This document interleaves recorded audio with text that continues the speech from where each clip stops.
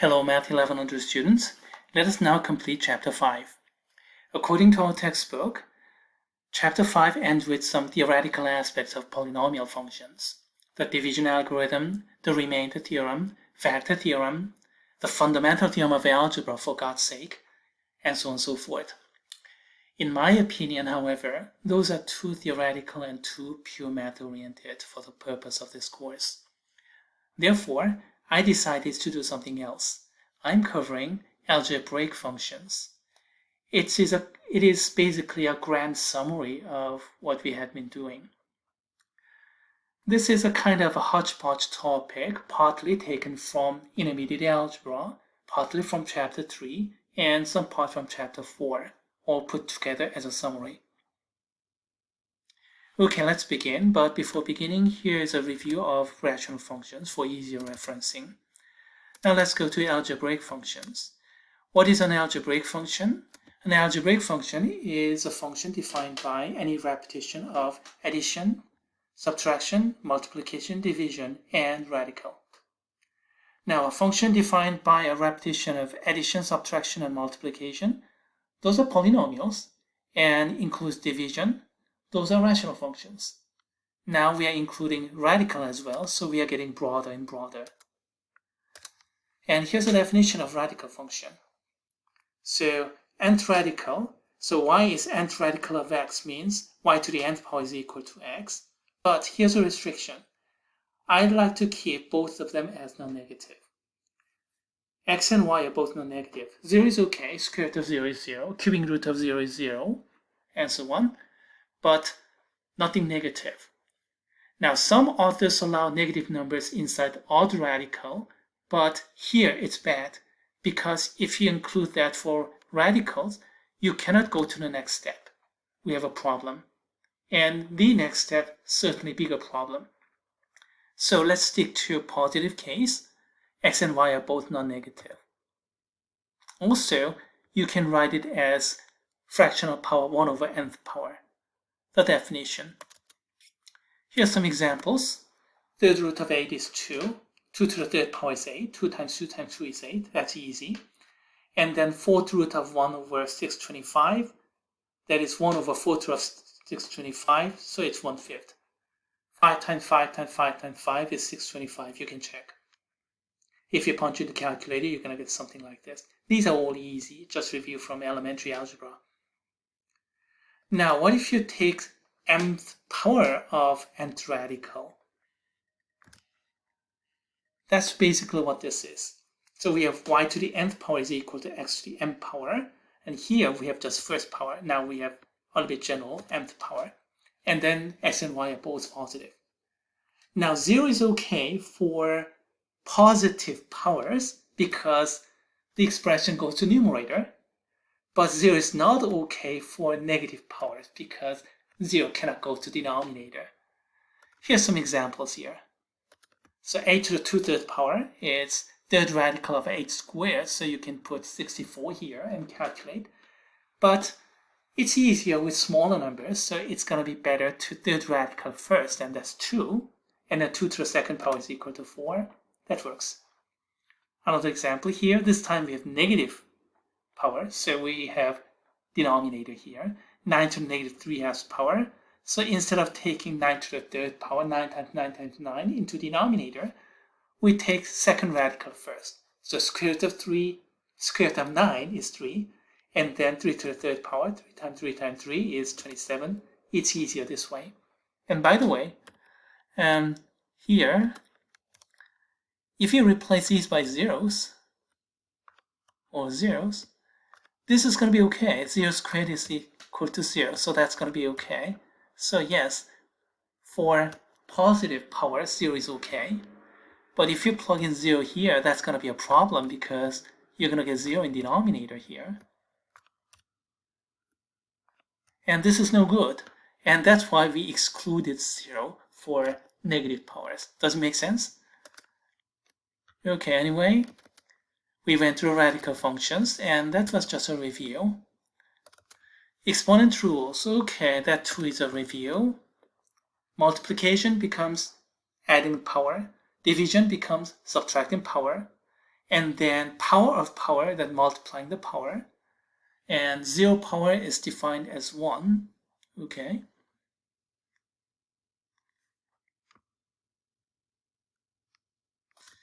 How about some example problems here? 1 over square root of x. So, okay, no number is here, so it's second radical, square root. So it's 1/2 power, but it's in denominator. So we have what power?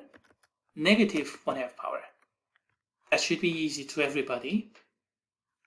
Now how about the next problem here? That's even easier. Straight from the definition, 5/3 power.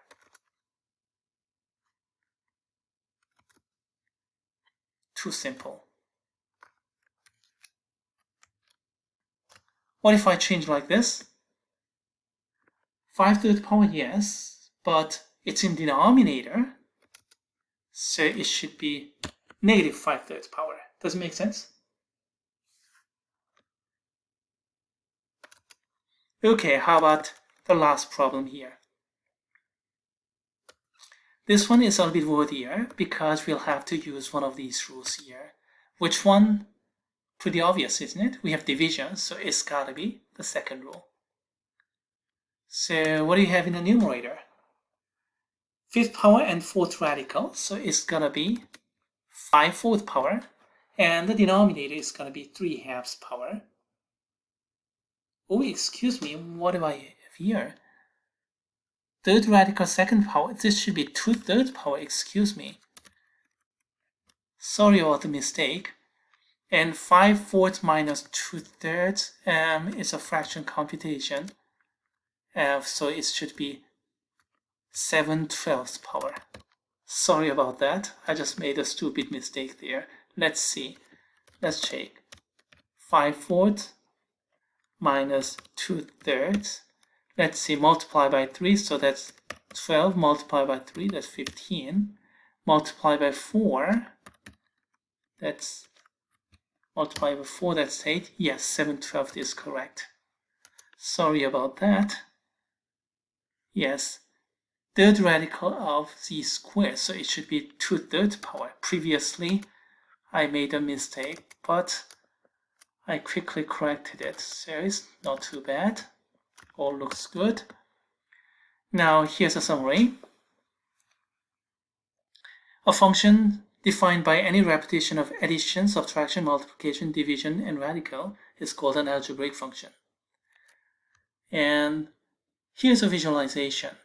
Monomial is 8 times x to the nth power, where n is positive integers, so it's obtained by repeated multiplication only. Now, if you have a constant function, that's even smaller inside there. Monomial, okay, that's where we start. This constant function is too trivial. Now, if you add up a bunch of monomials, that's polynomials, that's blue. And then if you divide as well, then we have rational functions, that's green. Now, instead of adding up monomials, change the power. Instead of just positive integer power, allow negative integer power as well, then that's rational function, but still no addition. So the extension to the left is going out of polynomial. Now, if you go over to not just negative integer, but any rational power, then it goes out of rational functions because we have radicals now. We have that kind of power functions. And then you do all kind of algebra, addition, multiplication, subtraction, division, things like those. Then that's what we call algebraic functions. So we are getting broader and broader and broader. Just about every function you learned so far is an algebraic function, to tell the truth. And is there some non-algebraic function out there? The answer is yes. We're going to learn a couple of transcendental functions, non-algebraic functions in this course. Those are exponential and logarithmic functions, and they're going to show up from the next chapter, from chapter 6. Let's stick to algebraic functions for now. And here is an example problem here.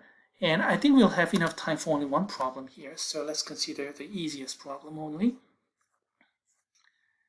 Plot the graph and determine its domain. Okay. Let's go to Desmos graphing calculator. Everybody knows how to use this, right? And then let's graph it. Y equals to, okay, the numerator, 2x to the 4th power minus 8x to the 3rd power plus, okay, we need square roots, so go down here to this button here, show keyboard, and then look for square root. It is here, so x plus 4, and let's get out.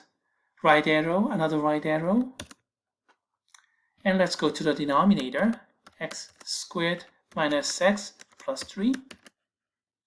Please check, did I get everything correctly? Okay, and this must be the correct graph. Let's see, no visible asymptote, no vertical, nothing horizontal. Let's see, zoom out. Zoom out, what's the end behavior? U-shaped, zoom out.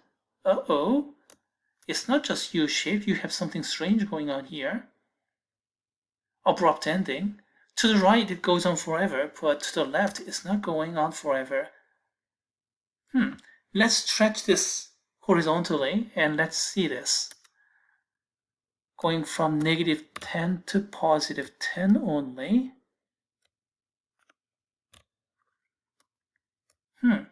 Looks like the graph starts at x equal to -4 and developing only to the right. And this abrupt beginning here means the function value at x equal to -4 is well defined.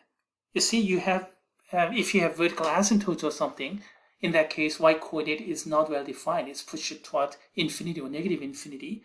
Then no function value there. But here, the function value is well defined. It's this is 40, 60, 50 there, a little bit less than 45. It's a real number anyway. So from here, you should be able to deduce that the domain must be of this form. Like this. Starting abruptly, and this a value is likely to be -4. Let's go back there. Yeah, it's got to be -4. And do you know precisely? Look at the algebraic expression. When x is -4, we have square root of 0. And square root of 0 is 0, that's okay. And if you go beyond the -4, we have square root of negative. Things are beginning to break down.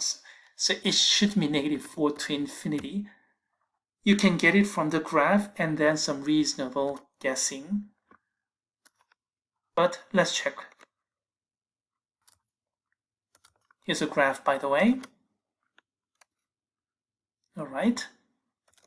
And then there are two things to remember. We have a radical here and we have denominator. Both should be valid. So inside of the radical should be greater than or equal to 0, and the denominator should never become equal to 0. Let's see, inside of this radical, greater than or equal to 0, so greater than or equal to -4, so -4 to positive infinity, and equal to -4 is okay, so we have bracket. Now bracket. Let's go back to that picture. We have abrupt beginning here. It's a bracket. No asymptote, no vertical asymptote. Vertical asymptote, that we have parentheses. This is bracket. As for the denominator, it never happens. Use this quadratic formula and you have complex solutions, no real. So denominator does not hit 0. So no vertical asymptote. There you go. That's the domain.